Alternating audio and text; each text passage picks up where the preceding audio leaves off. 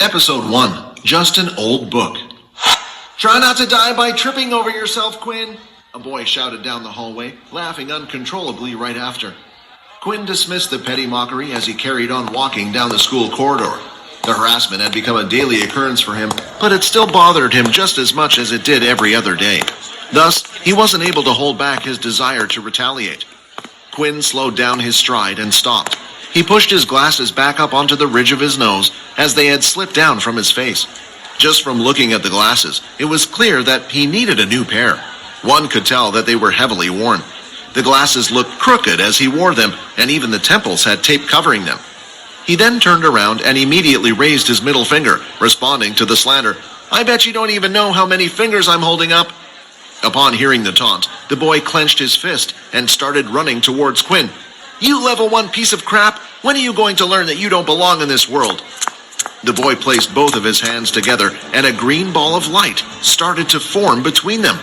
When he was only a few meters away from Quin, the boy threw his hands forward, and a green beam shot out from the palm of his hand. Quin had nowhere to go, and the ray of light was too fast for him to dodge. Hence, he knew that all he could do was grit his teeth and bear the pain. As the light hit him, his body was lifted into the air and sent flying backward onto the far-end corridor wall. "What's going on?" a student among the crowd said. "Are they fighting on the last day of school?" A crowd had immediately formed outside, interested in what the commotion was all about. One of the female students ran over to the wall's damaged part to check on the assaulted student's safety. As the dust started to settle down, Quin's slightly curly black hair slowly came into view. When the smoke eventually cleared up, the female student finally saw who it was.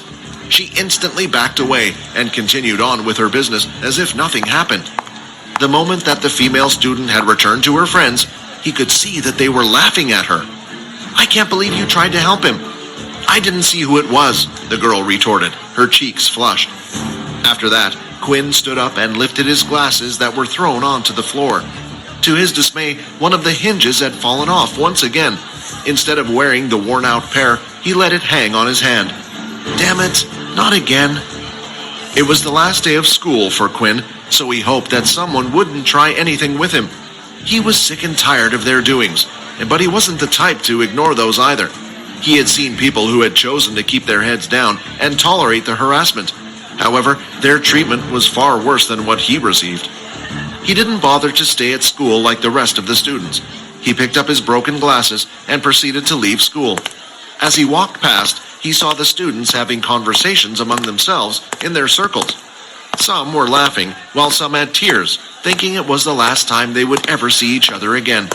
However, Quin wasn't a part of any of that, and he didn't want to be. Cliques would not welcome him anyway. He was the weird one. When he finally arrived home, he immediately went to work.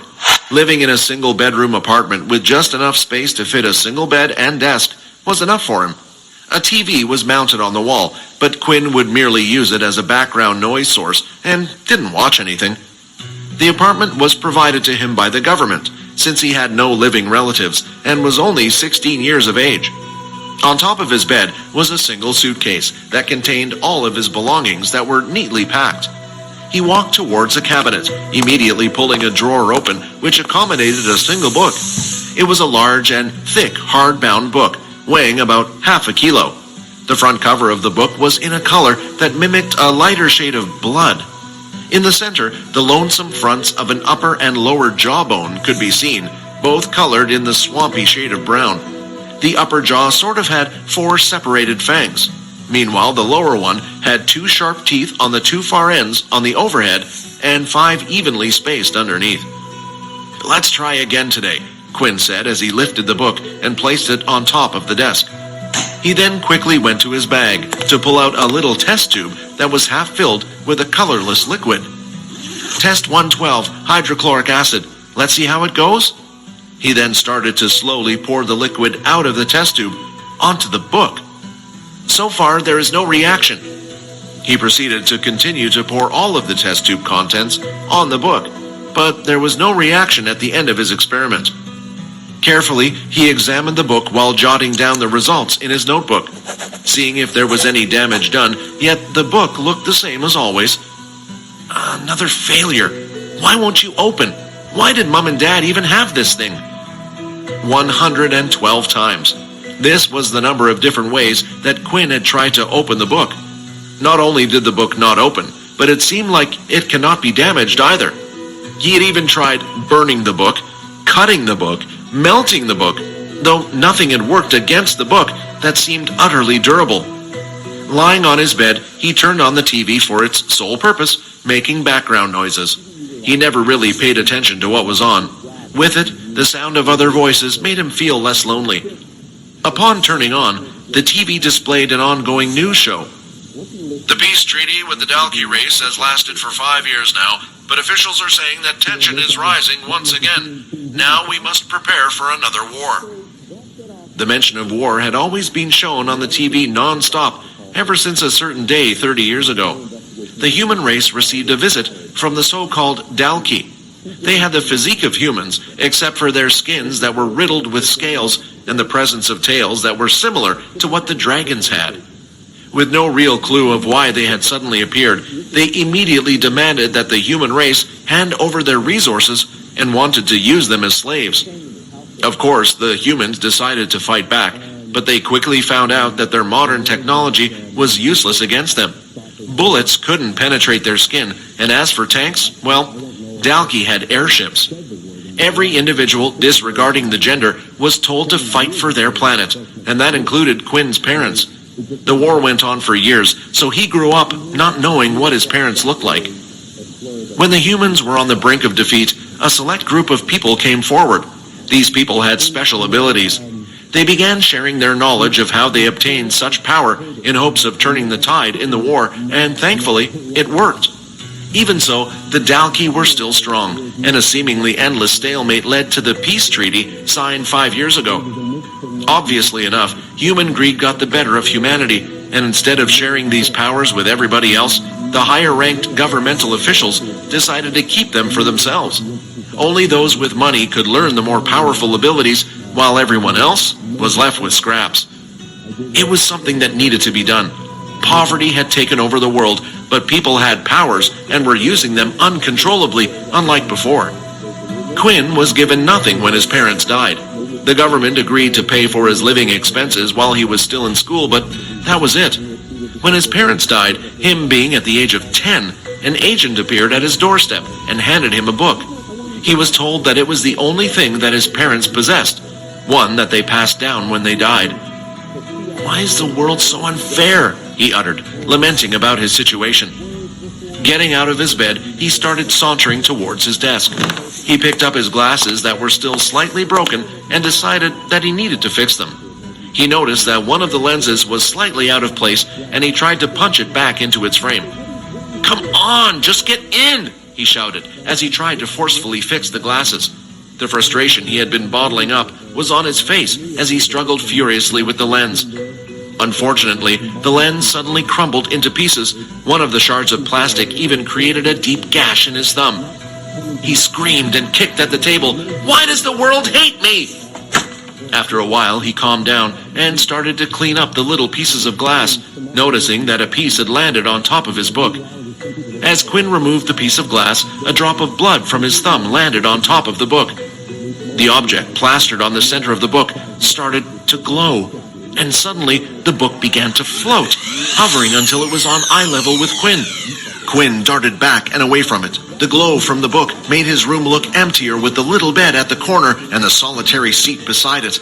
What the hell is happening? The book started to emit a blinding radiance as it shook uncontrollably. A few seconds later, it finally opened up. Pages after pages were being turned. Quin couldn't take his eyes off of the shining book. It was as if he was in a deep trance. The words written on the pages of the book weren't in any language that he had ever seen before. Nevertheless, for some reason, he felt like he could understand it. When the book reached its last page, it started to disappear, gradually turning into dust. At the same time, his body suddenly felt weak. Quin's vision was starting to fade, and with that, his eyes pulled shut. But just before he passed out, there was a single message that he heard. "Congratulations, you have been granted the Unable to maintain consciousness long enough to hear the final words, Quin duly passed out.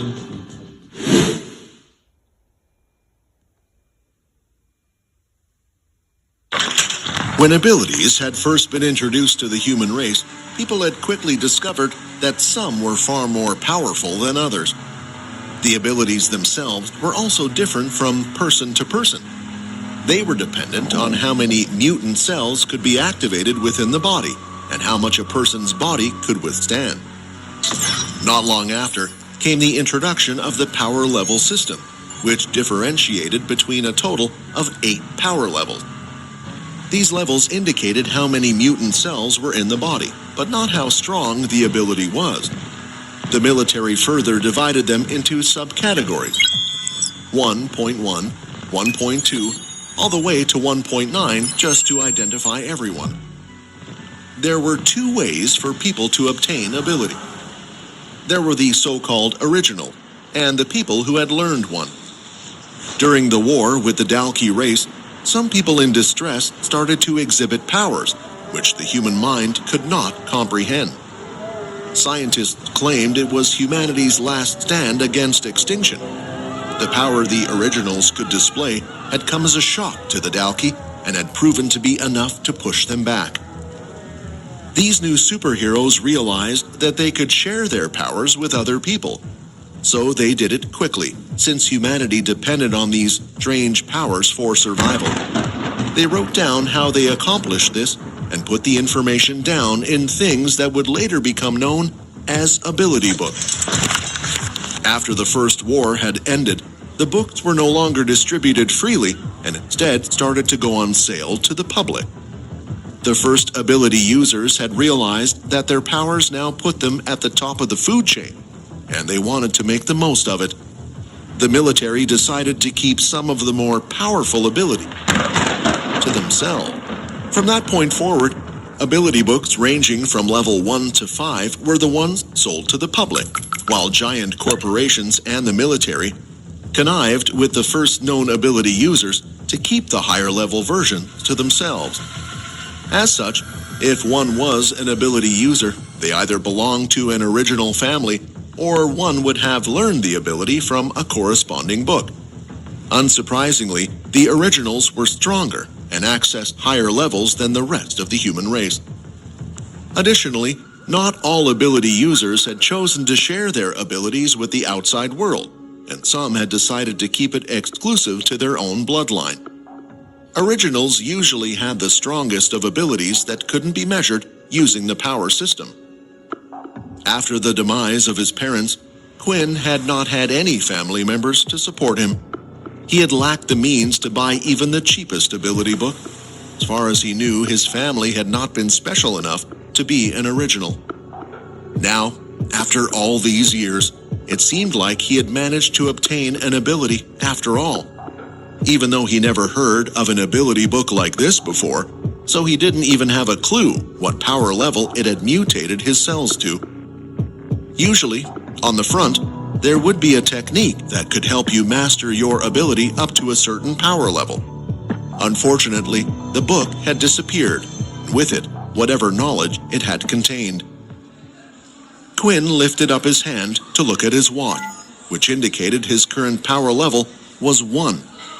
When he looked around, he noticed that everyone else's watches currently showed the same number. Sergeant Griff was standing in front of all the students, calling out names in groups of 5. These students would then be transported somewhere to take the test. Quin was hopeful at first, thinking that he might have been able to change his ability level for once, but the screen which had popped up before him caused him to worry. You are being hit by direct sunlight.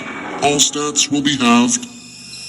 He had no correlation on how good 10 strength, 10 agility, or 10 stamina were.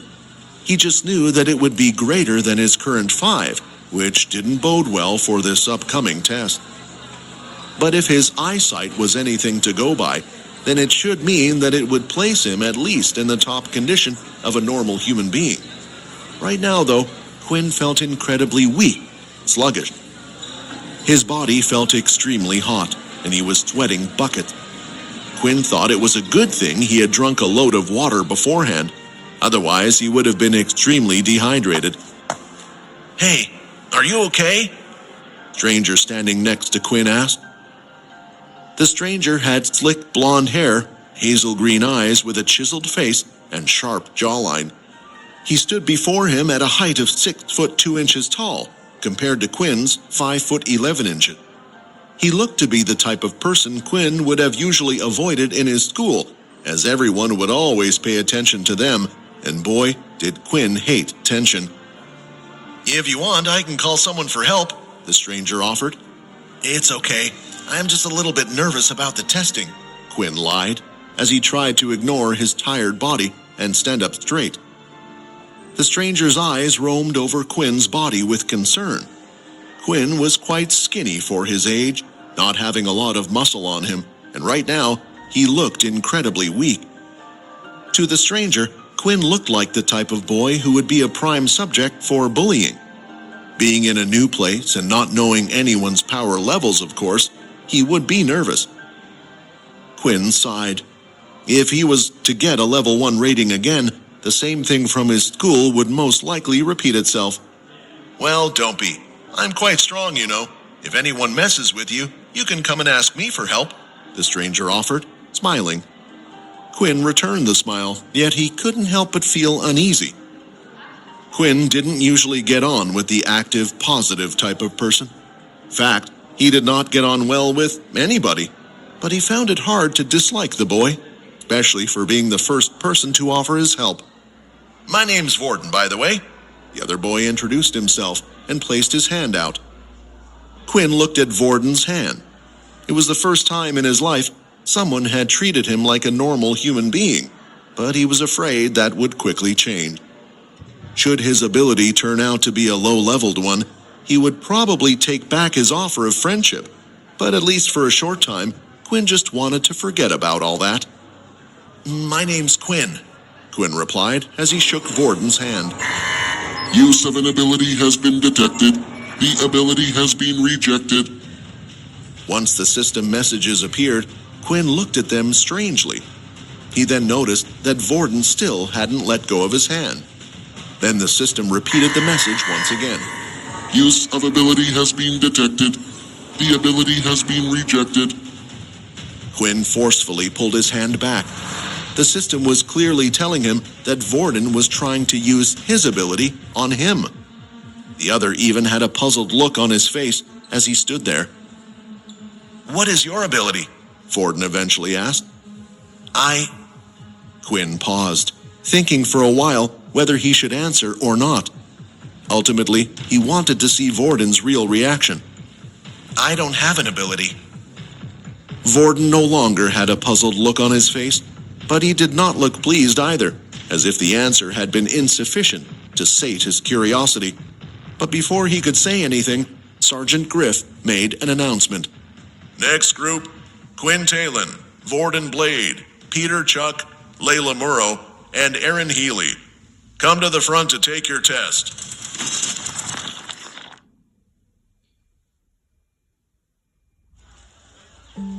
Once the 5 students heard their names being called, each of them began to make their way towards the sergeant, who was waiting for them in front of the crowd.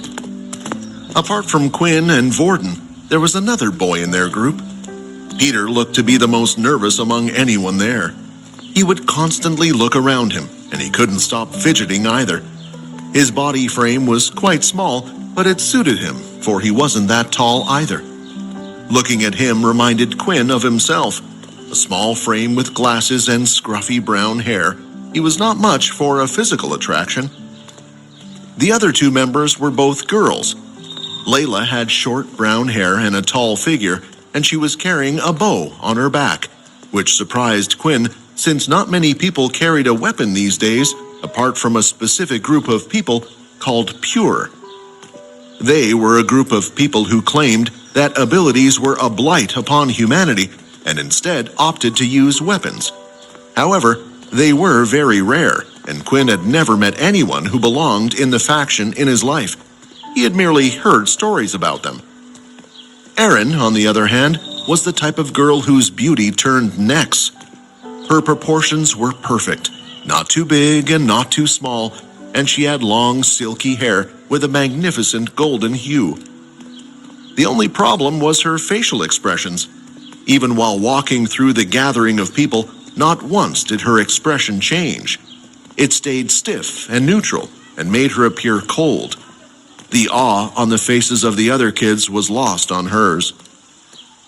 As Quin was walking to the front, he noticed that he couldn't recognize any of the students there, and it seemed like the others were not familiar with anybody either. Quin could only assume that this was done on purpose. Their group soon stopped, just behind another group that was being transported to the testing area. Vorden walked around and greeted each one of the people in his group with a handshake and a confident smile. Vorden was very polite, so most of them accepted his greetings. All of them, except for Erin. She merely stared at Vorden's hand when he offered it to her, then turned her gaze away after a second. "Come on, you don't have to be like that," Vorden said as he placed his hand on her shoulder. A terrible mistake. Erin moved faster than anyone could react. She grabbed Vorden's wrist and twisted his hand. Specks of ice started to crawl up his hand and began to freeze his limb. They were making a scene, and everyone gleefully watched. "Wow, she has ice abilities," one of the boys said. "Isn't that very rare?" "I would let her freeze me any day." Several students expressed their amazement in unison. "Stop it, you two," Griff barked at their little fight. "If you have that much energy to pick a fight, then save it for the test." Erin immediately dropped Vorden's hand, leaving him gasping in pain. Slowly, his hand started defrosting. He scrambled back to the line and stood behind Quin, his face flushed with embarrassment. "Can you believe her?"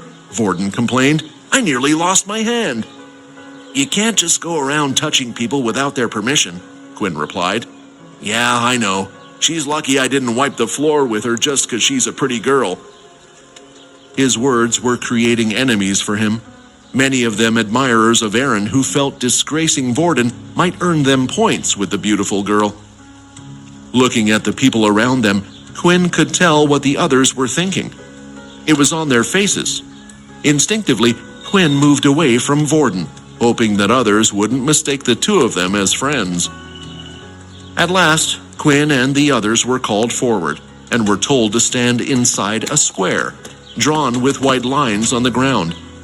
The space inside of it was just big enough to fit the 5 of them in.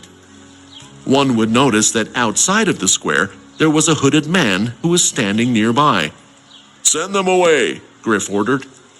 As soon as Griff gave the command, the hooded man planted both of his hands on the ground, and the square started to light up, shining in a bright purple color. "An ability to transport others, huh?" Vorden said, leaning forward to speak into Quin's ears, much to the latter's discomfort. "What a rare ability!" The plain fields faded from their sight, and they were thrown into a whirlwind of colors. The very next second, they found themselves in another outdoor area, this time an empty wasteland. There was no sign of life nor greeneries. 2 people stood before the group, a woman dressed in black, and next to her another man whose face was hidden beneath his hood. Quin could not make out the badge on the arm of either of their uniforms, making it impossible to tell what rank they possessed. The woman held a tablet in one of her clutches, busy thumbing through it. She ignored the group that had appeared before her and continued till she was done. Once she had finished, she shifted her gaze to the students and began to speak. "Hello, I am Jane, and I will be the one in charge of your test today. Once the test has been completed, I will be updating your information, and your score will then be reflected on your wristwatches." Quin noted that her face appeared to display the same emotional range as Erin's. "Now, who should we call first? Oh, it looks like we have a couple of previously leveled ones," Jane noted as her eyes ran across her tablet screen. The tablet seemed such a delicate thing to hold in this place where the beautiful city was out of sight. The information the woman made mention of had been passed down from their previous schools. "Peter Chuck, step forward." The nervous, small-physiqued Peter did as he had been told, looking even worse than before. Quin thought that he appeared unsightly, yet he looked to be in perfect condition, if you were to compare the two. At least Quin was able to stand up, whereas Peter looked like he would fall over at any second. "What is your ability?" Jane asked. I don't have any ability," Peter answered quietly. Quin and the others now understood why Peter had been so nervous. Having no ability wasn't rare. Because of the war, many children had ended up as orphans like Quin. This usually meant that there was no chance for them to buy an ability book. "Don't be afraid, Peter," Jane said. "Here, take this." The hooded man, who was standing beside Jane, suddenly conjured a book in his hand and held it out quietly.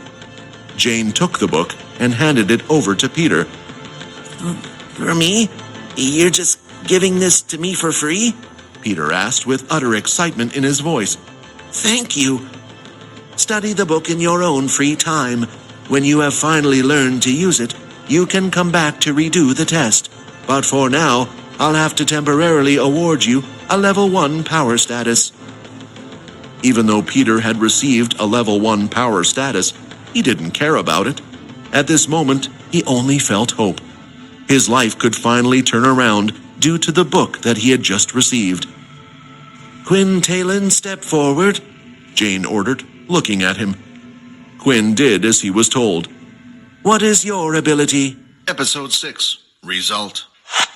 Quin considered this entire charade to be ridiculous. It was quite clear to him that the tablet Jane held already had the information on him from his previous school. They should know that he had never possessed any ability, and that his financial status would never allow him to buy one. And yet he struggled with the answer to her question. Before coming to military school, Quin had done a bit of research himself. Unlike Peter, he already knew that the military freely gave all students who had no ability their very own ability book. Everyone would receive a level 1 Earth ability book. This way, all those students like Peter would suddenly become indebted to the military. Not only that, but the military also had a hold on nearly all of the Earth-type ability books and the corresponding skill books. In other words, if you ever wanted to increase your strength, you would have to stay loyal to the military, and in return, they would give you more power. Before Quin had been granted that system from his book, he had made up his mind to accept it. Even if he didn't join the military after 2 years, an Earth ability was handy to have. With it, one should be able to find quick employment, since the Earth ability was useful in construction.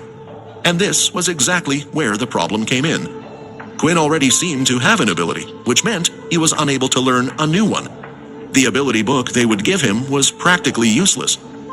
He was also pretty sure they would keep tabs on every student they had given the ability book to, meaning the teachers would expect him to use Earth powers one of these days.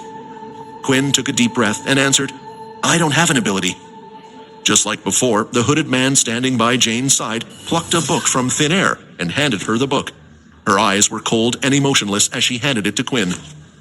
Quin took the book from Jane, but suddenly another screen appeared before him. Unable to learn this ability. Would you like to convert the book into 10 EXP? Quin had somewhat expected the system to display the first message, but the second one truly surprised him. He was really tempted to take the book and use it as a form of EXP, but he knew there would be questions asked later on. "I'm sorry, but I don't want it," Quin said, as he handed the book back to Jane. The instructor looked at him with raised eyebrows, the first sign of her being able to actually display any sort of emotion. In her 5 years working as an instructor, this was the first time someone with no ability had rejected the book. "Please give me one moment." Jane walked away from the group of students, who all looked at Quin as if he was some sort of freak. Once she was far enough away from them, her hand went to her ear to activate the electronic piece inside. "A student by the name of Quin Talen doesn't want to accept the ability book. I await instructions on how to deal with this outlier," Jane asked, speaking into her earpiece. No need to force him. Just let him take the test and report back if he shows promise, the mysterious man on the other side instructed her. As the man hung up, he couldn't help but think that this Quin seemed like an interesting student. He began to check on the corresponding file, which left him puzzled. The student had no ability, and according to their research, he also should not have any relations with the group Pure either. "Let's see how long you can survive in this cruel world, Quin," the man said to himself, leaning back into his seat. Jane adjusted her suit and headed back to the group of students. "Apologies for keeping you all waiting," Jane noted stiffly. Then she turned to Quin. "Although you don't wish to accept the ability book, you're still required to take the test." He found this to be quite the bizarre request. Was there really a need for him to take the test as someone without an ability? It felt like the only reason they wanted Quin to continue was to humiliate him for refusing their help. Making him feel small and insignificant might lead to him approaching the military on his own and eventually beg for the ability book they were handing out. "Please follow me."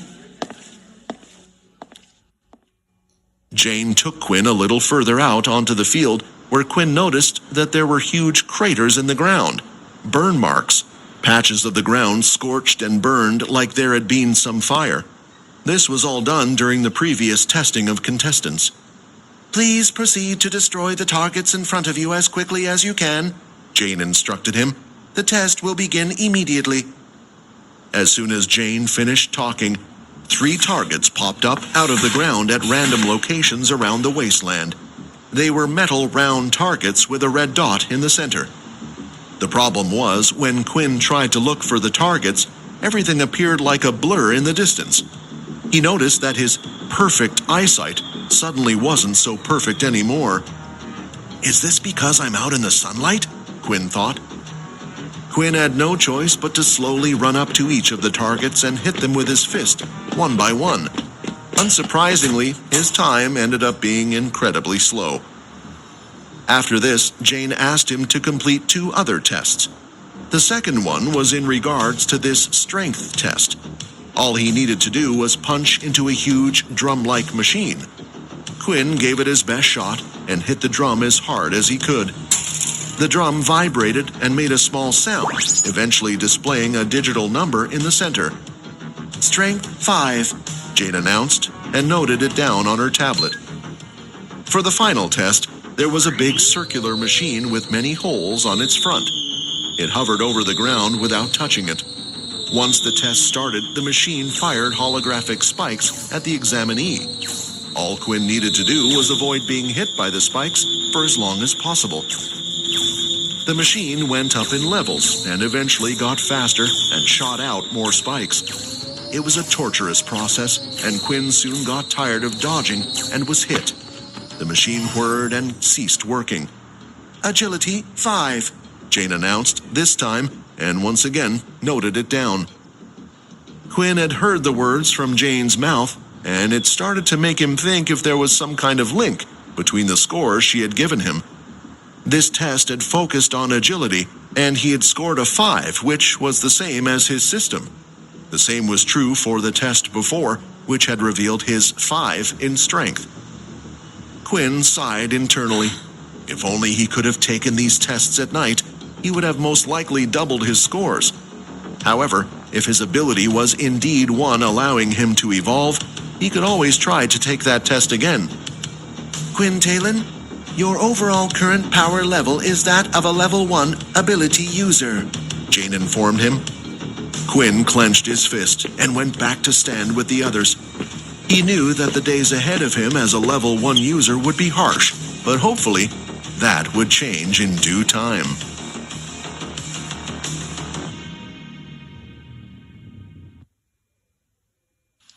Episode 7. Same ability. The test continued with Laila being the next one to step forward. She was the only one among them who had a weapon on her back. Her weapon didn't look like a regular bow. It was different from the ones that people had used a long time ago. This bow was carved using the bones of some beast. It was polished to a shiny bronze, which glittered in the light. Quin had heard about these beast weapons, but this was the first time seeing one. In fact, he would not have recognized it as such if it were not for the whispers from Vorden beside him.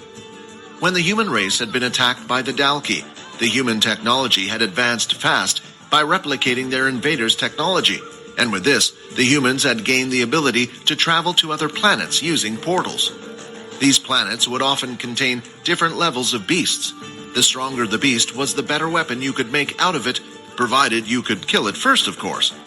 It was strange to see someone as young as her, who had most likely never been to another planet, possess a beast weapon. Laila stood in the center of the field and waited for the test to start. Unlike when it was Quin's turn, Jane waited until the girl was ready before starting. It was quite a difference in treatment. When the test started, 5 targets appeared in different areas of the wasteland. Laila immediately took out 5 arrows and placed them in her bow, shooting them all off at once in the same direction.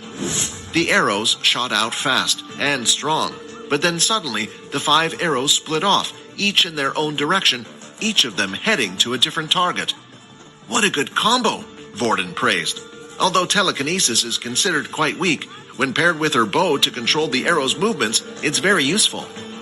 Simultaneously, all 5 of the targets were hit, and she completed the first test.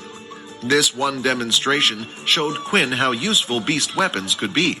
Even if one had a weak ability, they could make it strong.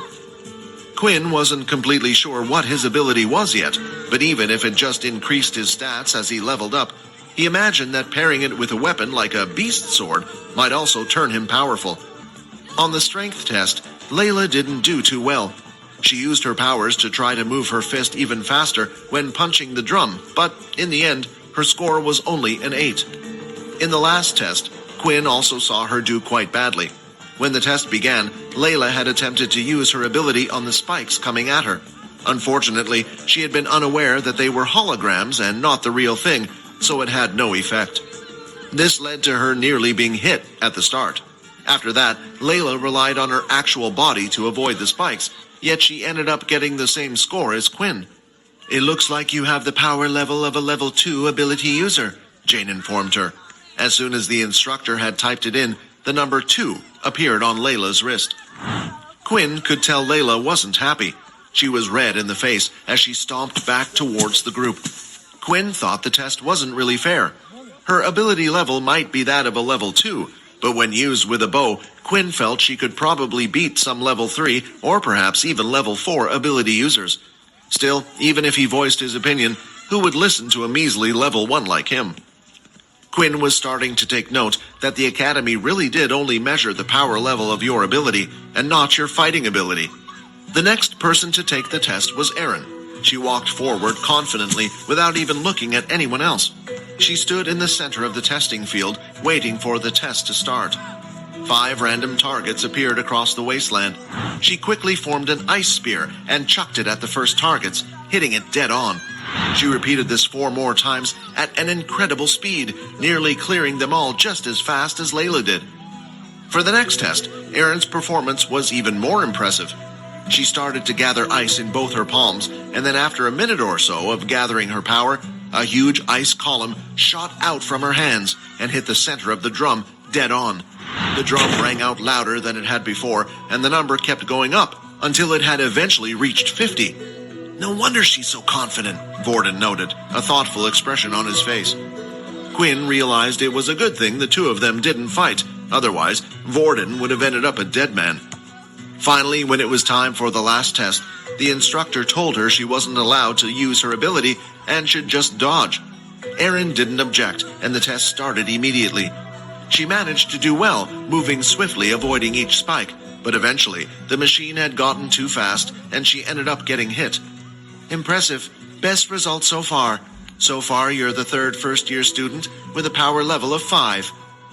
Erin started walking back to her group, her face expressionless and unimpressed, as if she knew what she was going to get all along. Either that, or she didn't really care about the whole thing. Finally, the last person to take the test in the group was Vorden. "Time I show you what I got. Wish me luck." Quin had no clue who Vorden was talking to, but quickly realized it was him, after Vorden winked in his direction as he walked off to the center of the field. Could that idiot actually be strong? Quin wondered. Most of the time, people who were strong were either arrogant, openly flaunting their powers, or kept quiet about them, but Vorden was a strange person. He wasn't exactly arrogant, more like flashy. When the test started, everyone's mouth was left wide open at what they were seeing. On every single one of the tests, Vorden copied the exact same moves as Erin. He used the very same ice ability performed just as well as Erin. "See, I told you I was strong." Vorden gleefully pointed at the number 5 to his seemingly new best friend, Quin. Episode 8. Fate. After seeing Vorden perform well on the test, Quin couldn't help but think about what Vorden's ability was.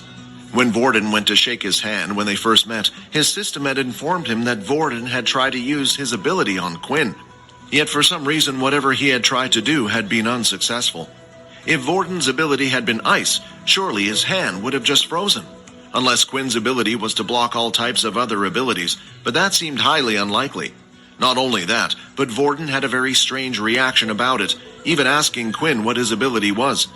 Thinking about it, Vorden noticed another strange thing in the other boy's behavior. For some reason, he had been very adamant about shaking the hands of everyone he had just met. Although Erin had refused his gesture, in the end, hadn't Vorden still ended up touching her on the shoulder? At that time, it seemed like a weird thing to do, but thinking about it, it all made sense. Touching had to be like a condition for Vorden's ability, and the last person he had touched had been Erin. It couldn't be a coincidence that both of them had the same powers.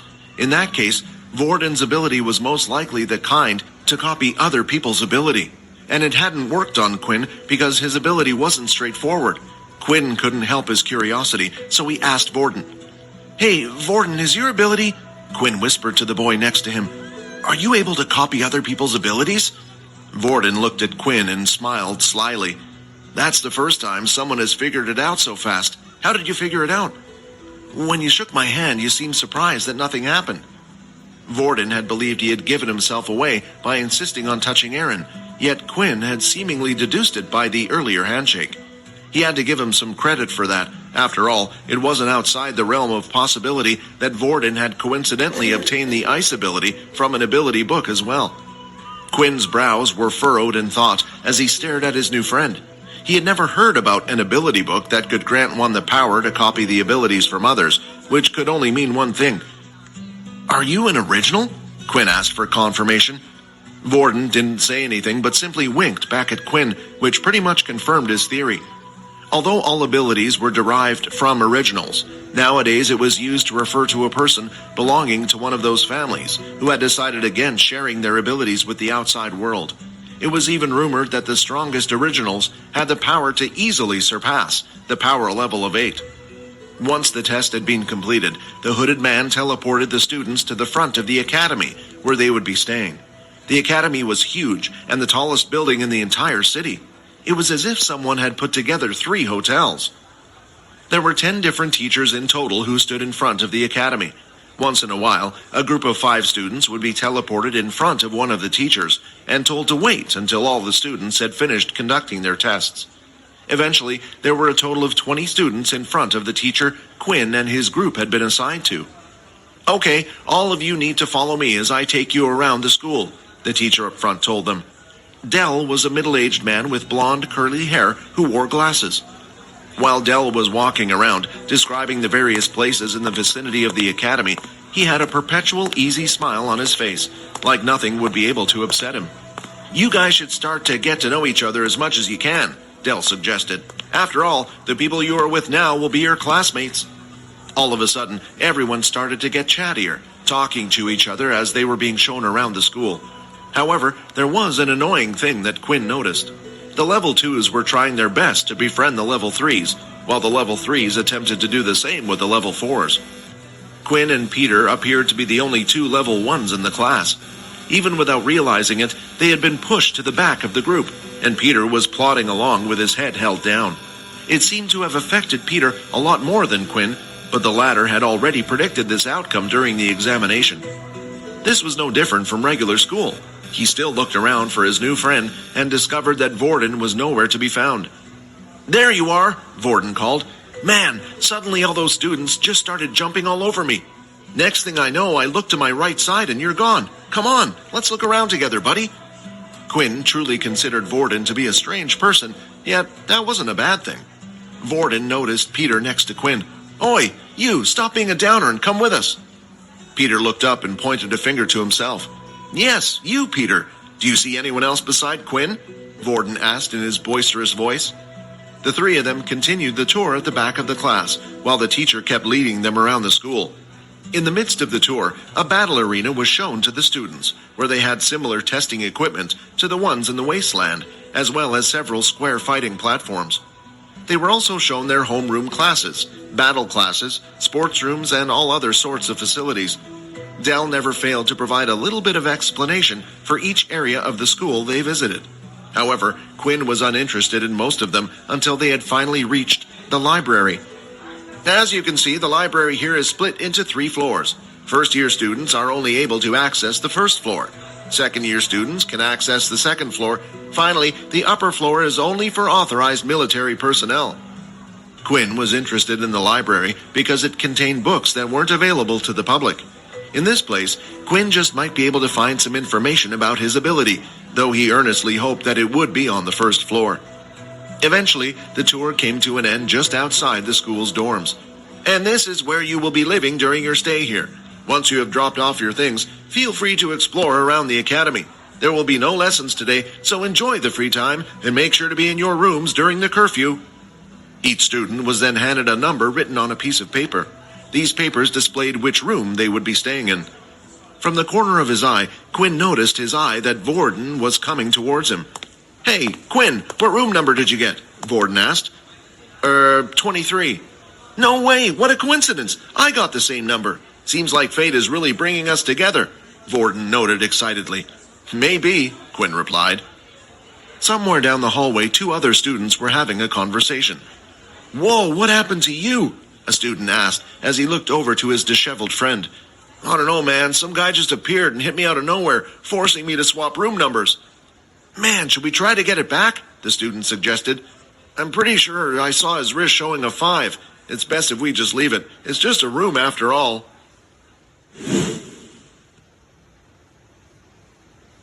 Episode 9.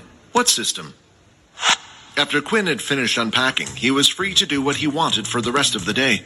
It was still noon, so he had plenty of time to explore the academy.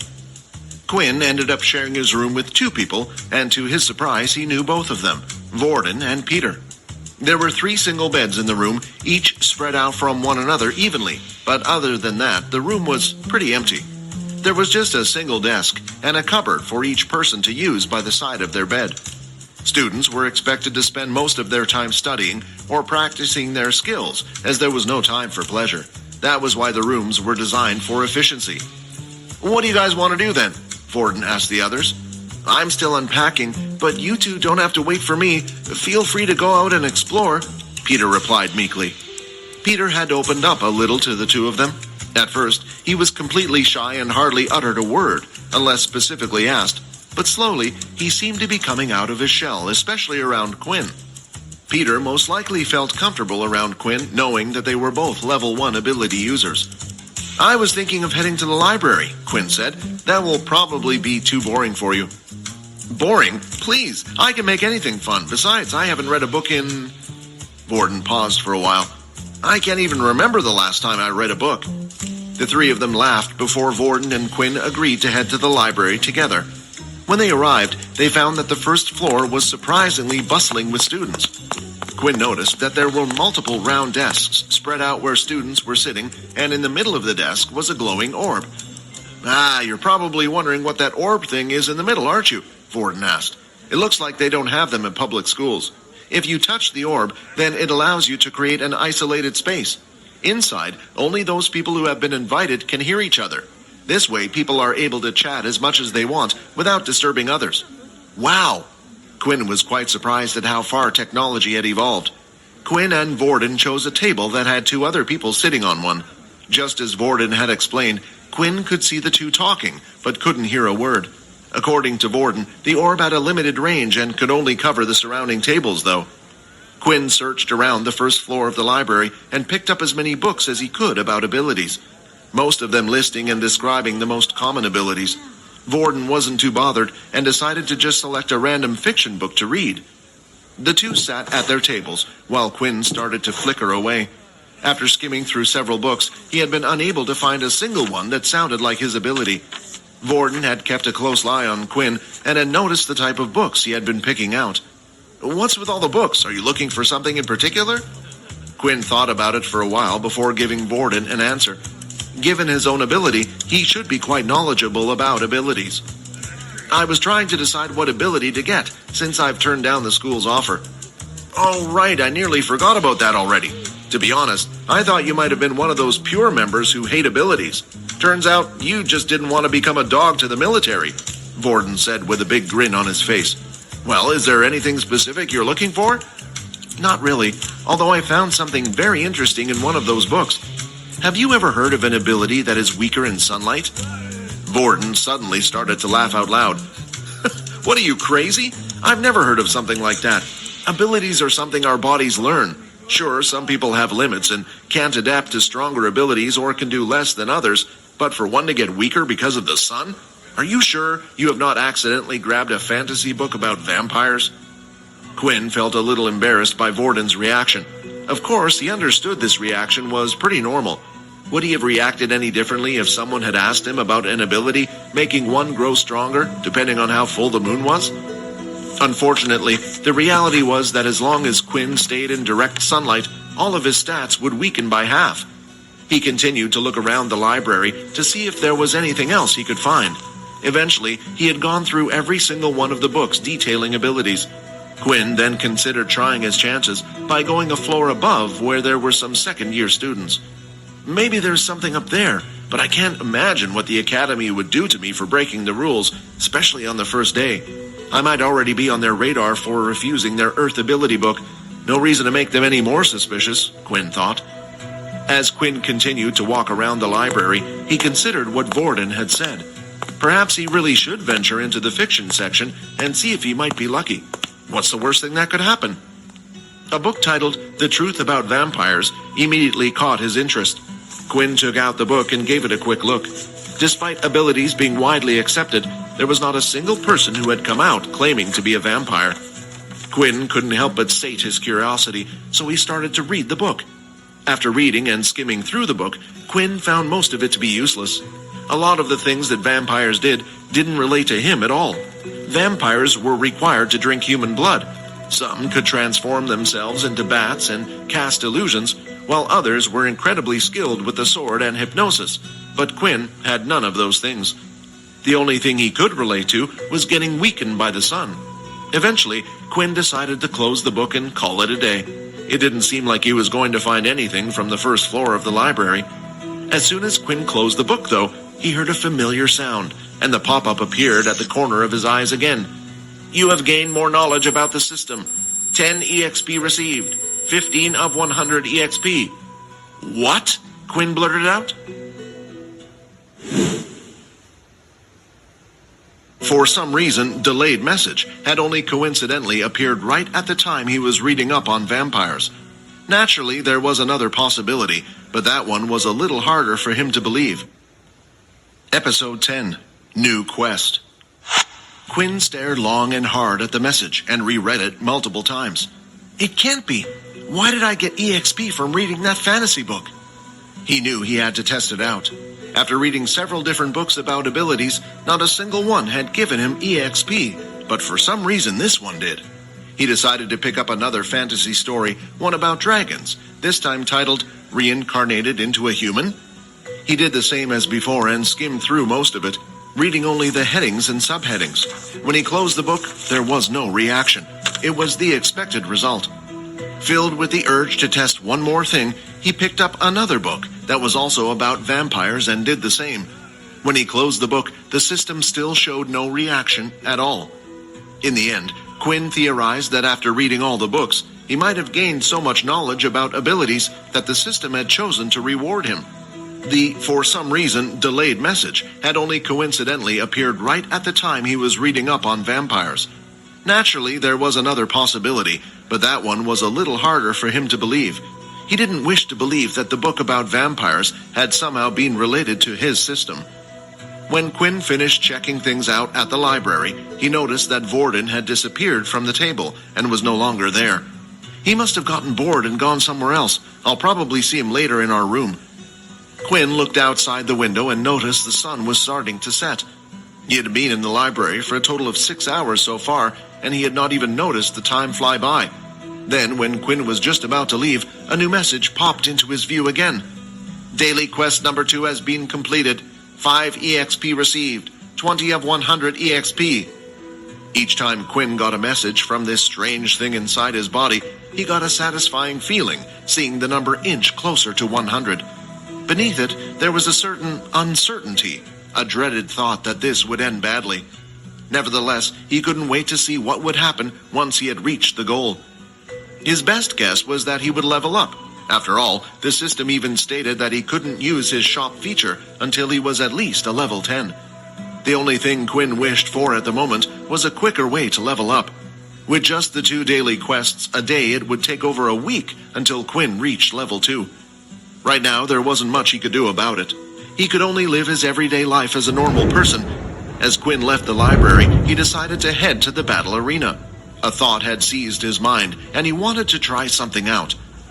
He was walking through the school hallway when he saw a kid being pushed up against the wall by another student. The boy on the wall looked like he had already been hit a few times and had bruises on his face. So it really did start here as well, Quin thought dejectedly. He managed to catch a glimpse of the boy's wristwatch and saw that the number on it indicated that the boy was a level 1 ability user but had a power level of 1.2. Quin was quite surprised at this, as the bully was very weak himself, which was a rare occurrence. The only people he would be able to bully were people who had a power level of 1.0, like Quin or Peter. That's when Quin suddenly recognized the one who was up against the wall.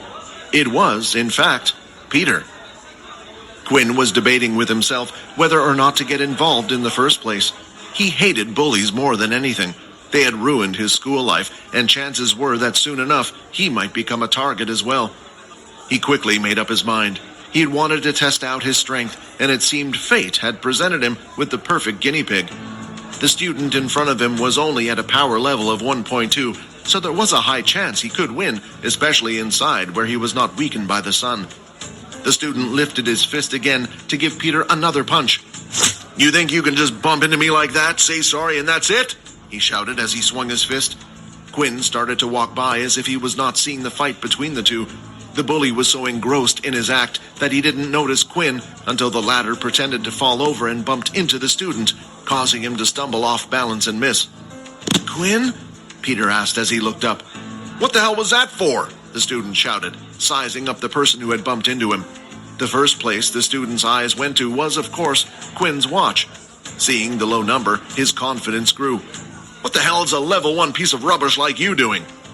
"I was waiting to see how long it would take for someone like you to appear. It seems like I lost a bet with myself. I thought it would at least take a couple of days before scum like you would act out." "And what do you think you're going to do about it?" Peter was starting to feel slightly worried about Quin. Earlier at the test site, Quin had revealed that no ability, while the student he was facing did have one. Peter thought they might stand a chance if the two of them fought together, but he was too afraid. If possible, he would have liked to avoid any further confrontation. He had been hurt his whole life and didn't want to be hurt anymore. Sadly, this was just how the world worked.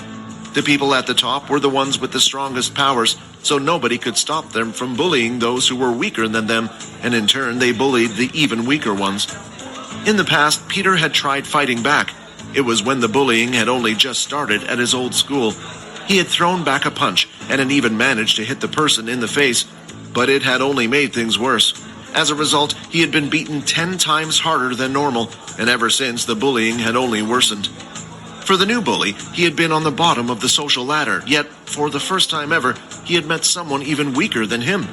All the pain he had suffered through, for once, he wanted to be on the other side. That way he didn't feel like he was at the bottom of the food chain. Quin then noticed that the student had both of his hands held behind his back, as if he was preparing something, and a notification popped up before him. "An enemy ability user has been detected. Initiating battle mode. You have received a new quest. First fight, defeat your opponent. Reward 50 EXP. To Peter, it looked as if Quin had gone mad. Not only did he agree to a fight, but Quin also had a giant grin on his face as he held up his hand in what looked like a badly copied battle stance. How was Peter supposed to know that Quin was elated to have found a fast way to level up?